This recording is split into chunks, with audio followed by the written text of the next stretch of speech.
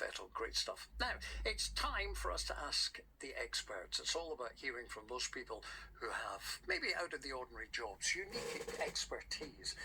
Joining me is dress designer and dressmaker Holly Winter. Her mum and grandmum taught her all she knows about sewing, and she specialises in alternative bridal dresses. In fact, one of her recent creations was a Star Wars themed dress.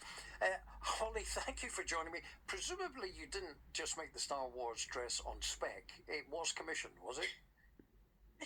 Hi, Paul. Thanks for having me on. No, it was after consultation with the bride herself. In fact, that bride in particular, she said she'd never felt excited about the idea of being a bride or having a wedding dress at all until we were actually talking about her fiance's wedding outfit, and I mentioned all the things that I could embroider, and we got talking about Star Wars and Doctor Who. Wow. And what does a Star Wars wedding dress look like? It can look however you like it to look. This one in particular, it was T-length, so short. It was a shorter wedding dress in very, very pale pink. And then I overlaid some lace that was starry rather than floral. I had a metallic blue TARDIS on the front, just quite a small one. And then I'd also created lace that went around the neckline and the sleeves that were little scallops, but when you look closely, each scallop was either a Mandalorian or a Stormtrooper helmet. Flippin' heck, now that really is a fan, and I've got visions of them walking out, I don't know, under an archway of lightsabers and him putting his Darth Vader helmet on.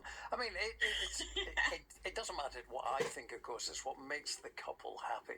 But have you ever sort of, not saying failed, but just not being able to come up with the goods? People ask for something that's just a little bit too intricate.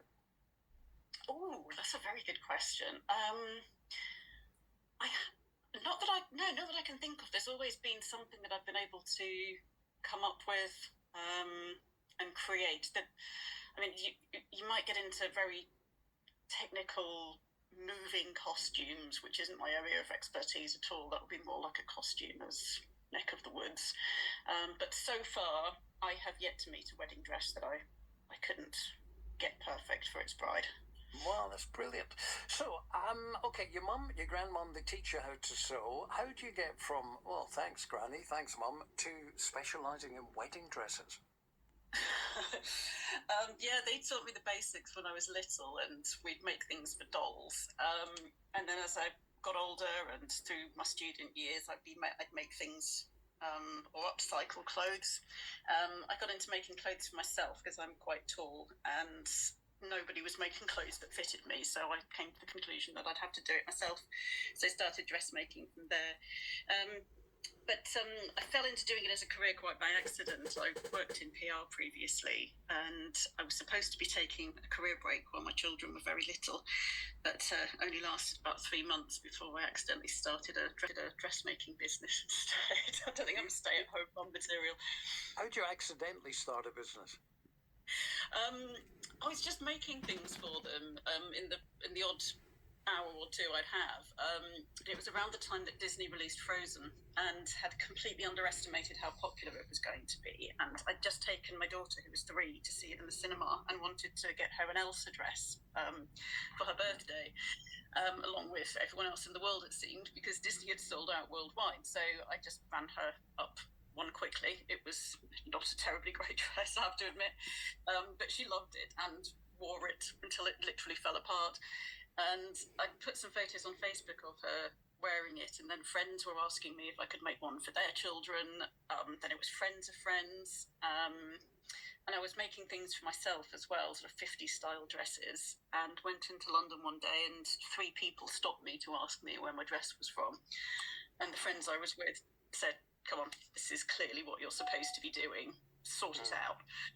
So I set up a Facebook page on that whim, and I was suddenly getting orders from all over the world, and suddenly, without planning it or intending to, had a viable business. Wow. It's amazing. I mean, maybe you should have said to them, let it go. Let it go. I'm not getting involved in this. Yeah, maybe that's what you should have said.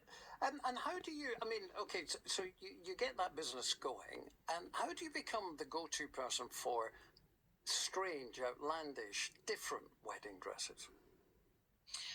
I think I was always a bit of an outsider, and so I probably attract that, just people who are maybe marginalised, have a different approach, have a more alternative lifestyle. So I work with a lot of goths and witches, my geeks and nerds I absolutely adore, and people who just do want something a bit different.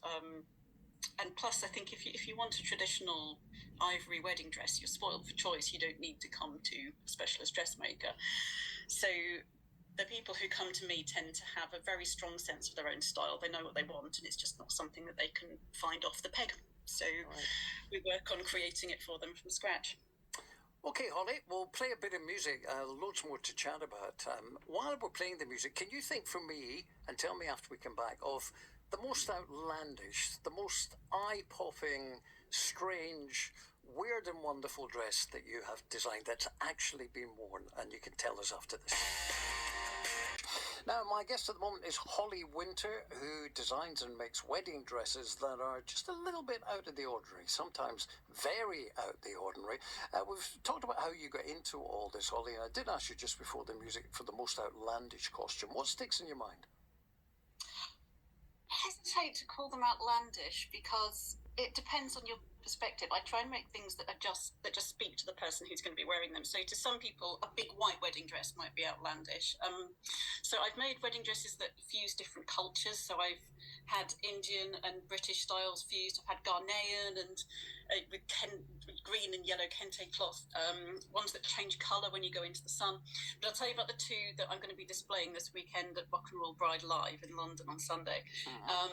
And that is a black wedding dress with black glittery bat wings that attached to the bride's wrist so that she could flap down the aisle. And it also had bats embroidered on it. She was fan of bats. That was for a Halloween wedding 2 years ago. And I'll also have, in complete contrast, a white, green and pink gown with big puff sleeves and 3D pink flowers all over it. Wow, that just sounds like a work of art. That is truly inspiring. You did say earlier when I said, why have you concentrated on making things that are a bit different? You said you've always felt a little bit excluded. Why is that? I'm probably a little bit neurospicy. My children we're a very neurospicy household, so that probably has a lot to do with it. And it probably also has a lot to do with the kind of people I attract as well, so people who have always felt a bit different. It's sewing and dressmaking is certainly a special interest. I don't consider it a superpower because I think there are some challenges that come with it. But I do wonder whether I would have persevered as much as I have or been as passionate about what I do if I didn't have that element of neurospiciness involved. I could certainly talk your ear off forever, as you can probably tell. It's interesting you use the term neurospicy rather than neurodiverse. Is that more acceptable to you, neurospicy? It's a bit sexier. I think it's a bit more fun.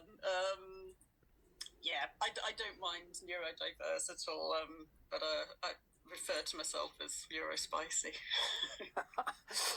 These creations, as I say, they sound like works of art. How long does it take from somebody coming to you and saying, Holly, I want you to make something a wee bit different along the theme of whatever, and you delivering it? How long, roughly? It depends on the design of the dress, but typically somebody will come to me a year or so in advance. The whole thing, start to finish, is probably about 2 to 3 months full time, but spread over a much longer period. The actual final dress is probably not the biggest part of that. It's more the planning and the designing and the making mock-ups and doing all the fittings in between. So it's time intensive as well as labour intensive. Oh, yes. Presumably these are quite expensive creations, then. Yes, I mean, I try and keep in line with sort of high end off the peg, but of course when something's made to measure and I don't have the same economies of scale as mass-produced manufactured dresses, they typically start at around £2,500 and go up from there. Right. But again, massively depends on the design. No, of course, of course. And you won't presumably suffer from what I know a lot of wedding shops suffer from, where girls get together and they just say, let's spend Saturday afternoon in a wedding dress shop. And they go along, they take the free Prosecco and they try on all the dresses, and not one of them is thinking of getting married. And now those wedding shops have had to introduce charges when you make an appointment, say £50, and then if you take the dress for them, you get that off the final price. I presume you're not bothered by that so much with your creations. No, because I don't have stock, so I don't have dresses that you can try, and everything I make is made to order, made to measure. So I'm quite happy to drink as much Prosecco and tea as you like. But once we've got the good fabric out, then yeah, there's going to be no drink in the fitting room, I'm afraid. So how do you advertise yourself? Where can we find you? You can find me all over social media as Holly Winter Couture or at hollywintercouture.com.